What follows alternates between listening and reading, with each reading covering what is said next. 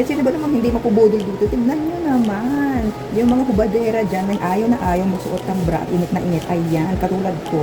Ayaw na ayaw ko nagsusuot ng bra. Ayan, dahil init na init ako at irritable ako. Eto na, meron akong nakita na double lining. Ayan, double lining yan at stretchable. Marami siyang size, nakasyang kasya sa plus size. Nakatulad ko. Tignan nyo naman. Tignan nyo. Hindi ka na maiinitan dyan dahil meron na siyang pads. Diba? Tignan nyo naman at marami pang colors to ha. At may sizes na rin. Hindi ka pa ba magpapabudol? Ayun o. Tignan nyo. Ayan, teka. Nakikita ko sa inyo iba pang colors. Meron din ako. Tignan nyo. Nakatahi na ang pads nito. Ayan.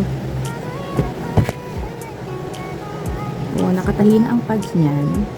Ayan, nakikita nyo. Saan ka pa? Napaka-komportable pang suot.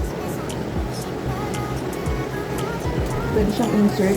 Lalagyan mo lang siya ng sweater or anything na gusto mong ilagay dyan. Bolero, jacket, sweater. Ayan, long sleeves. At dahil naka-buy one, take one siya. Kinuha ko yung favorite color kong black. Ayan, pinakitniran ko ng light gray, ash brown. Tignan nyo yung fit sa akin. Sobrang flexible. Ayan, stretchy. Ayan. Tignan nyo. Padded na siya, double lining. Ang press ko.